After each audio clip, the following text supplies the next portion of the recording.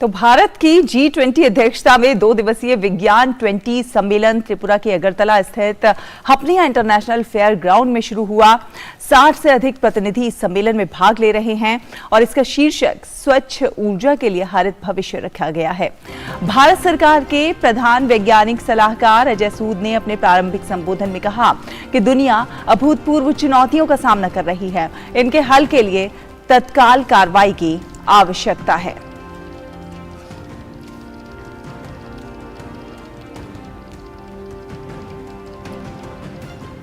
और अगरतला से हमारे सहयोगी कुणाल शिंदे हमारे साथ जुड़ गए हैं। कुणाल, सुप्रभात।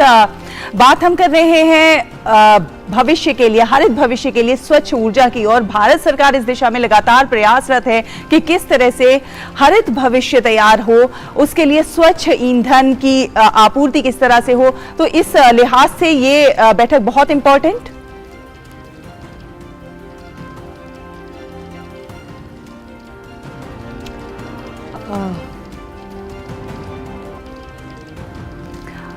कुणाल, शायद आप तक हमारी आवाज नहीं पहुंच रही थी। मैं अपना क्वेश्चन रिपीट करती हूं कि जिस तरह से भारत सरकार, हम देख रहे हैं लगातार हरित भविष्य के लिए स्वच्छ ईंधन किस तरह से, स्वच्छ ऊर्जा किस तरह से हो, और क्लाइमेट को लेकर लगातार काम कर रही है, उस दिशा में ये आज की बैठक बहुत ज्यादा महत्वपूर्ण कह सकते हैं हम।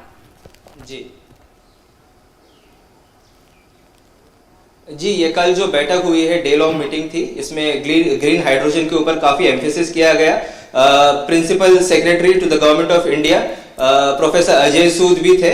उन्होंने साफ तौर पे कहा कि जो भी चैलेंजेस अभी हम क्लाइमेट चेंज के ऊपर फेस कर रहे हैं, उसको तुरंत एड्रेस करना पड़ेगा। इस वक्त हमारे साथ है मिस्टर नरेंद्र मेहरा, ये वाइस प्रेसिडेंट है इंडियन नेशनल साइंस एकेडमी से। हम उन्हीं से सीधे बात करते हैं। सर, हमें बताइए कि ये जो कॉन्फ्रेंस कल जो हुई, ये इसका एक समराइज कर दीजिए सर। ये हमारी पहली कॉन्फ्रेंस थी। हमारी असल में 3 कॉन्फ्रेंसेस हैं, क्योंकि हमारा जो इंडिया ने जो थीम बनाया इस बार अपनी साइंस 20 का, वो है disruptive science for sustainable development. उसमें सबसे पहला जो थीम था वो यहीं पर किया गया, वो था clean energy for greener future. क्योंकि आपको पता है आजकल ग्लोबल वार्मिंग बहुत बढ़ रहा है। सारे देश मिलके कोशिश कर रहे हैं कि टेम्परेचर बहुत ज़्यादा ना बढ़े, क्योंकि जो प्लान है कि 2050 तक जो टेम्परेचर जो है 1.5 से ज़्यादा नहीं बढ़ना चाहिए। लेकिन कल एक इस तरह की शंका भी जाहिर की गई कि हो सकता है कि इससे ज़्यादा भी जाए। तो हमको ये एक अच्छी अपॉर्चुनिटी है कि बैठ के सब मिलकर, सभी देशों को मिलके इसको ठीक करना है, ताकि अगर ग्लोबल वार्मिंग बढ़ती गई तो हमारे जो चिल्ड्रन या ग्रैंड चिल्ड्रन हैं, उनके लिए ये दुनिया अच्छी छोड़ के नहीं जाएंगे। तो ये सबसे बड़ा इशू हमारे दिमाग में है। तो इसलिए इंडियन नेशनल साइंस एकेडमी को जब ये साइंस 20 करने का दिया गया, तो सबसे पहला इशू हमने यही रखा कि ग्रीन फ्यूचर करने के लिए क्लीन एनर्जी कैसे यूज़ करें। आपने हाइड्रोजन का नाम लिया, ओशन एनर्जी है, हाइड्रोजन एनर्जी। हमको ये भी देखना है कि कौन सी एनर्जी हमारे देश के लिए ज़्यादा अच्छी रहेगी, और जिसमें कि हम ज़्यादा ग्लोबल वार्मिंग ना करें। हम लोगों को, इंडिया को कई बार अक्यूज़ किया जाता है कि आपके यहाँ से ज़्यादा वार्मिंग हो सकती है, बिकॉज हमारा देश बहुत बड़ा है। लेकिन ऐसा नहीं है।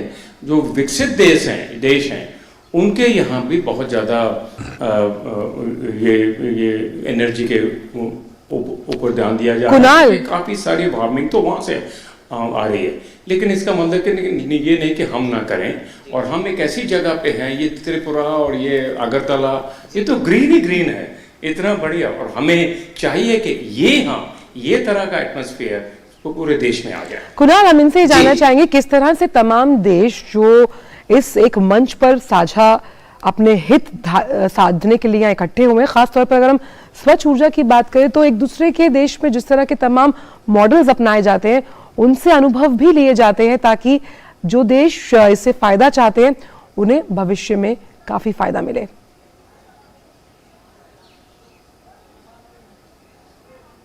सर, बाकी के देशों का कैसा व्यू था, कैसा नजरिया था ये क्लीन एनर्जी की तरफ? सबका ही व्यू बहुत ही कमेंडेबल था।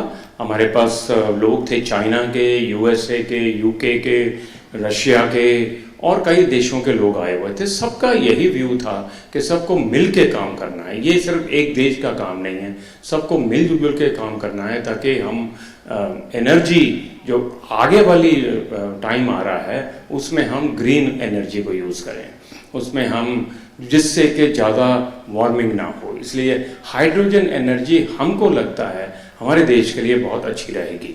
और आपने सुना भी है कि ऑनरेबल प्राइम मिनिस्टर साहब ने भी कहा है कि हाइड्रोजन एनर्जी आपको दिखेगा नेक्स्ट 2-3 इयर्स में, बसेस जो होंगी, जो गाड़ियाँ होंगी, वो सभी हाइड्रोजन एनर्जी से चलेंगी ताकि जो पोल्यूशन होता है बहुत ज़्यादा उसको कम किया जाए। हाइड्रोजन मिशन के ऊपर भी काफ़ी बात की गई, जो जनवरी में लॉन्च किया गया है, 18,000 करोड़ रुपए उसके लिए प्रोविजन किए गए हैं, तो उसके ऊपर थोड़ा हमें बताइए। सब इसीलिए किया जा रहा है कि 18,000 करोड़ तो भी शुरुआत है, लेकिन इसको और भी बढ़ाया जाना चाहिए और बढ़ेगा भी, क्योंकि हाइड्रोजन एनर्जी जिसका कि लोगों को पहले पता नहीं था, और आपका तो ये पार्क ऑक्सीजन पार्क है, तो इसलिए हमको कार्बन डाइऑक्साइड एमिशंस को कम करना है।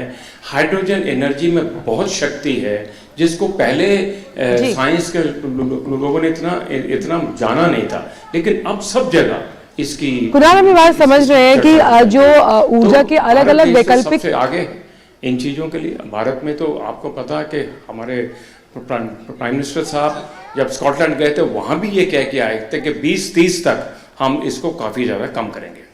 कुणाल, बिल्कुल हम समझ रहे हैं कि जो वैकल्पिक ऊर्जा के अलग अलग सोर्सेज हैं उनसे किस तरह से ग्रीन एनर्जी को और एफिशिएंसी मिलेगी, उस लिहाज से बैठक बेहद अहम है। बहुत बहुत शुक्रिया कुणाल इन तमाम जानकारियों को, और आपके साथ जो ये खास मेहमान जुड़े थे उन्होंने भी बहुत अहम जानकारियां हमसे साझा की। आप दोनों का ही बहुत बहुत शुक्रिया। और फिलहाल नया सवेरा में वक्त